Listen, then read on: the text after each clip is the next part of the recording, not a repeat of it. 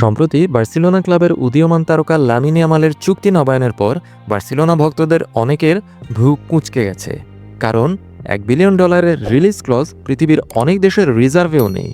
ক্লাবটি 17 বছর বয়সী এই খেলোয়াড়কে একটি মেগা চুক্তির প্রস্তাব দিয়েছে, যা ইতিমধ্যে সর্বসম্মতভাবে স্বাক্ষরিত হয়েছে এবং আগামী জুলাই মাসে লামিন ইয়ামালের 18 বছর বয়স পূর্ণ হলে এই চুক্তি অনুমোদিত হবে।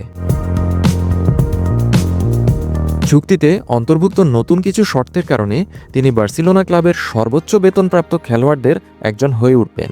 লামিন ইয়ামালের চুক্তির বিস্তারিত বিবরণ সম্পর্কে যা জানা গেছে, স্প্যানিশ সংবাদ মাধ্যম মার্কা এর একটি সাম্প্রতিক প্রতিবেদনে লামিন ইয়ামালের চুক্তি এবং নতুন শর্তাবলীর অধীনে এই তরুণ খেলোয়াড়টি কত টাকা আয় করবেন সে সম্পর্কে বিস্তৃত কিছু বিবরণ দেওয়া হয়েছে।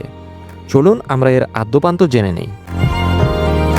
1 নম্বর, লামিন ইয়ামালের চুক্তি কতদিন? নতুন চুক্তি অনুসারে লামিন ইয়ামাল 2031 সাল পর্যন্ত বার্সেলোনার সাথে থাকবেন। 2 নম্বর, লামিন ইয়ামাল কত বেতন পাবেন? লামিন ইয়ামাল প্রতি বছর প্রায় 10 মিলিয়ন ইউরোর একটি নির্দিষ্ট বেতন পাবেন, যা তাকে ক্লাবের শীর্ষ উপার্জনকারী খেলোয়াড়দের একজন করে তুলবে। 3 নম্বর, লামিন ইয়ামাল স্পেশাল কিছু কি পাচ্ছেন? উত্তর হচ্ছে হ্যাঁ। বাৎসরিক বেতন বৃদ্ধি ছাড়াও লামিন ইয়ামাল 25 মিলিয়ন ইউরোর সাইনিং বোনাস মানি পাচ্ছেন, যা চুক্তির 6 বছর জুড়ে সমানভাবে তাকে বিতরণ করা হবে। পাশাপাশি বিভিন্ন পারফরমেন্স ভিত্তিক আর্থিক প্রণোদনাও রয়েছে।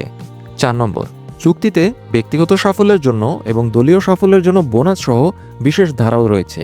উদাহরণস্বরূপ, যদি লামিন ইয়ামাল ব্যালন ডি'অর জিতেন তাহলে তিনি অতিরিক্ত বিশাল অঙ্কের আর্থিক পুরস্কার পাবেন। 5 নম্বর, যদি তিনি সমস্ত শিরোপা জয়ের লক্ষ্য পূরণ করতে পারেন তাহলে তিনি প্রতি মৌসুমে 20 মিলিয়ন ইউরো পর্যন্ত অতিরিক্ত অর্থ আয় করতে পারবেন বলে জানা গেছে। এটি তাকে রবার্ট লেভানডোভস্কি, ফ্র্যাঙ্কি ডিয়ং এবং মার্ক আন্দ্রে টের স্টেগেনের মতো সিনিয়র খেলোয়াড়দের সমান পর্যায়ে নিয়ে যাবে। 6 নম্বর, যদিও লেভানডোভস্কির মূল বেতন পরের বছর 32 মিলিয়ন ইউরো থেকে 26 মিলিয়ন ইউরোতে নেমে আসবে, তারপরেও লামিন ইয়ামালের বাৎসরিক বেতনের থেকে এটা কিছুটা বেশি। কিন্তু এরপরেও বোনাস এবং সাইনিং মানির কারণে লামিন ইয়ামাল তাকে ছাড়িয়ে যেতে পারেন। ফ্র্যাঙ্কি ডিয়ংও সামগ্রিক আয়ের দিক থেকে পিছিয়ে থাকতে পারেন, যদিও পরের মৌসুমে ডিয়ং 22 মিলিয়ন ইউরো আয় করবেন। লামিন ইয়ামালের চুক্তিটি 2031 সাল পর্যন্ত চলমান থাকলেও উভয় পক্ষই লামিন ইয়ামালের অগ্রগতির উপর নির্ভর করে 2 বছর পর আবার এটি পর্যালোচনা করতে সম্মত হয়েছেন। অর্থাৎ ইয়ামালের পারফরমেন্সের উপর ভিত্তি করে সবকিছুই আবার নতুন করে বিবেচনা করা হতে পারে।